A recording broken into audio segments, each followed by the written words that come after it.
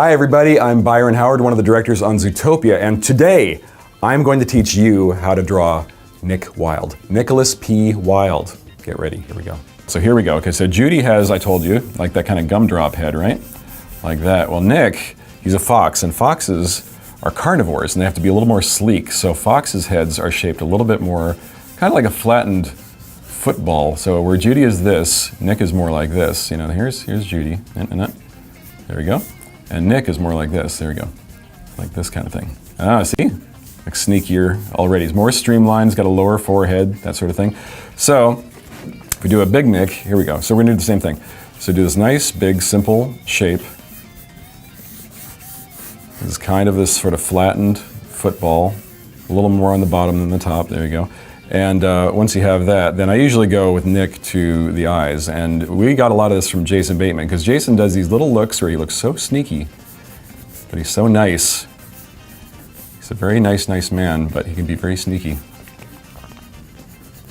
And so we try to get this sort of half-lidded look on Nick a lot, and that gave us a lot for his expression. So that really was great, because people say, wow, I look at that fox and that looks just like Jason Bateman. And it's true, because the animators will watch Jason record and they'll try to get his personality into the drawings and the animation performance. And so I got the football shape, I put my eyes in place, got these little slanty, sort of almond eyes. You can make them a little sneaky, a little half-lidded. Usually if you keep those eyelids really high, keep those eyebrows really high, because he's not mean, he's just sneaky. There's a difference. And then I usually put the nose out here somewhere. And he's got a long snout, so that snout's gonna stick way out far. It's coming at you in 3/4. It's like 3D, here it comes, like toward you. And then I usually kind of just put in that mouth, there it is.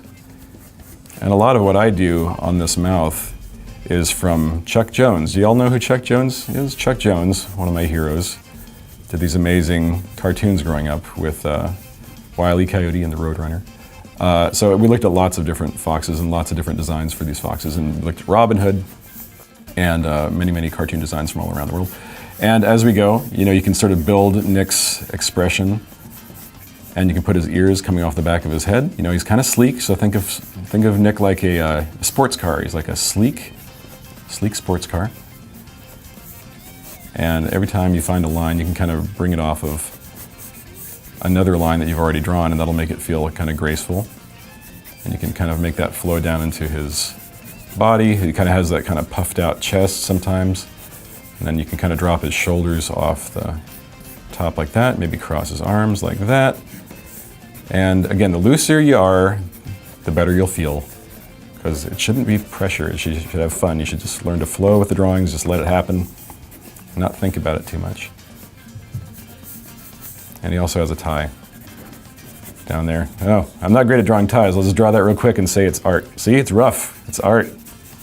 That's fine, anyway. And Nick also has this beautiful kind of orange-red color, and you can shade him in a little bit if you just have a black pencil like I do. Kind of a little bit of that. Makes it look a little more finished. That kind of thing. Looks very sneaky, but charming, just like the real Jason Bateman. And then when you think, okay, that's about as much as I want to do with Nick, then you sign it. Sign your name, and go show someone, because they'll be very proud of you. That's how to draw Nick Wilde.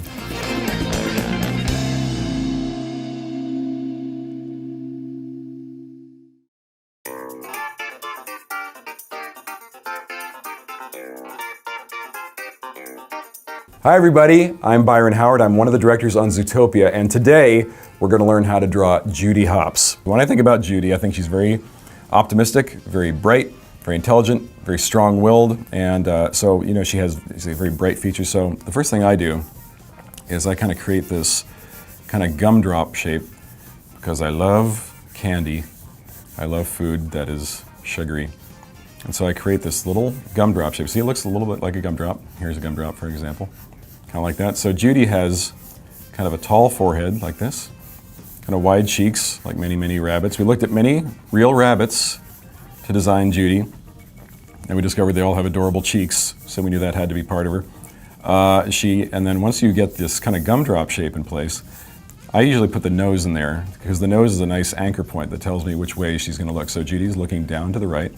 And then once I have the nose, then I can use that to kind of focus these lines that kind of determine where her eyes go. And her eyes, if you think about them as being a little almond-shaped, it makes them feel like they kind of sit into her skull a little bit more, which is nice. These nice kind of lashes. And so again, the very simple gumdrop shape, little tiny nose, nice big eyes. And then she has this cute little teeny tiny mouth that makes her just adorable.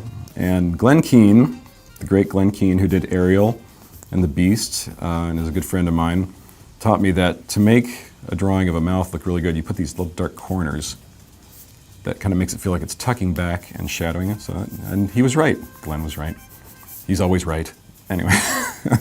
And from that point, well, rabbits don't look like rabbits unless they have ears. And so usually what I do with the ears is I find this flow from the back of her head. Because it feels good to, especially with Disney characters, to have that flow coming off of the cranium, which goes like this. See, this nice big line, big relaxed swoop. It's just coming right back off the jaw.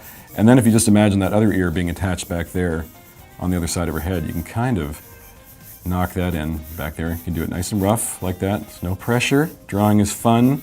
It's relaxing. It's like meditation. You just relax. And then usually I do the same thing. I kind of flow off the front of her face, down into her neck, and into her collar. And again, if you can kind of just find these flowing lines, finding these sort of flowing calligraphic lines, gives your drawing a nice grace and ties it all together really nicely. And you are welcome to shade Judy. She's a gray rabbit, so if you'd like to shade her, shading is also nice. And then she has these sort of beautiful dark ear tips right up there. So if you can do this at parties, you will be so popular and people will buy you things and be your friend. And then, and usually when you do a drawing, you have to let people know who did it. So I'm Byron, so I'll sign this. Byron did this. There we go. Yeah, anyway, so it's Judy Hopps. Just because you have it up here, you can do. What you're seeing here is I've got a 2D animation desk set up,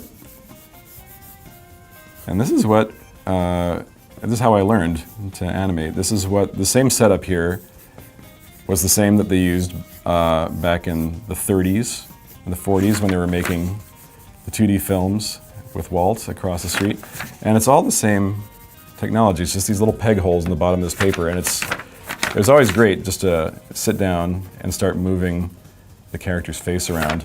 It's like once you have a solid drawing of Hopps, then you can start to play around with her expressions and you can kind of start to squash and stretch things. And our CG animators do exactly the same thing. They start with a solid pose of Hopps in the computer, and then they start building up their keys. And you can figure out how to make her kind of squinch and kind of get different expressions. She can look angry, happy, sad. But that's the great thing, is that all of what we do at Disney, whether it's CG or drawn, has this great tradition of art that's been around at our studio for about almost like 100 years. And so we love that. We love that. I love that tradition. I love the fact that every time I do another one of these films, the women and men in our animation department teach me something new, and they keep getting better and better.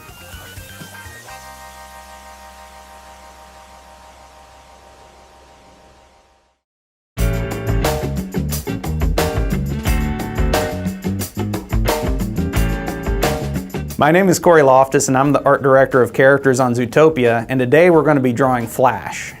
So with most of our characters in Zootopia, we're going to start with a circle for Flash's head. Now Flash is a sloth who works at the DMV, and he's one of the first people that Nick and Judy meet once they start working together. So Flash is not a whole lot more than a circle. If you imagine this tube coming out of the back. Now Flash is very, very slow, extremely slow. So in his design, I tried to make everything about him seem slow So his eyes are literally sliding off his face. So I've drawn them like eggs sliding off a plate. And Flash's mouth is kind of like drawing a little beak. It's much more like a little parrot beak than it is our mouths. So it comes down to a little point. I'll draw the corner of his mouth. Now sloths have like this cool bandit mask that goes right over their eyes and fall right off the sides of their face. Kind of like a raccoon. And that's a lot darker than the rest of their face, so I'm going to color this in a little bit darker here around his eyes. And then his eyes, or his pupils, sit right under his lid like this. I like to draw him with his mouth open just a little bit, like he's about to start saying something, and you've caught him just as he starts talking. Now Flash is got hair on top of his head, and when I was trying to figure out what sort of hairstyle Flash would have, and Byron was talking to me about the character, I kept noticing our director's haircut, and Flash and Byron ended up getting the same haircut. So it's parted in the middle, comes down on each side. Now sloths have really thick, coarse hair. It's not soft like a rabbit or even a cat or a bear. It's really, really coarse, so you notice a lot of Flash's hairs more than you do on other animals. Drawing Flash's hair can be really fun. So I'm just going to go ahead and draw in all his hair. Something about it makes it seem more like him. And then the first time I drew Flash, I had fun imagining that he was just about to say something, but people kept interrupting him. So he's politely held up his hand for a chance to speak. Sloths have these really long claws so that they can hang on to branches. You don't have to worry about falling, so we didn't lose Flash's claws. Flash was a lot of fun design. With a lot of characters on Zootopia, you never really knew what they were going to have to do for the story. You didn't know if they were going to have to climb over a wall or you know, jump from a great height or try to reach something on a high wall, or you never knew what they were going to do. They might skate, they might open a door, but with Flash, I knew he wasn't going to do much, if anything, so I knew exactly what he needed to do, and it made his design a lot more fun because I already had a plan of what he was going to have to do in the film. And there he is.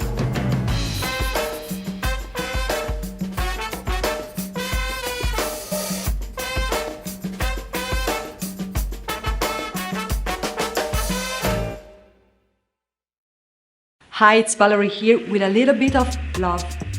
Did you know the voice actors of Mickey Mouse and Minnie Mouse from the 1930s got married in real life? For this and more movie facts, click on more videos.